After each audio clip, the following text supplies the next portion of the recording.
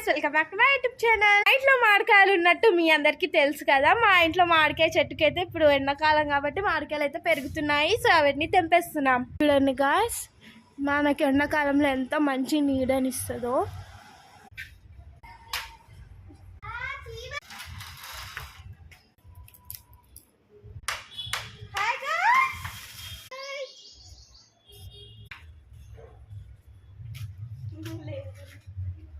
ఇట్లా నేను మా చెల్లె దుప్పటి పట్టుకుంటే మా డాడీ తెంపితే ఇలా పడతాయి అనమాట మామిడికాయలు. అట్లా తెంపినాము.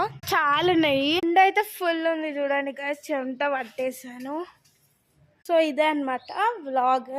మామిడికాయలు అయితే ఒక 30 to 40 వచ్చాయి. ఇంకా ఉన్నాయి కానీ ఎండకు తెంపలేము, అంత ఉబ్బరిస్తుంది.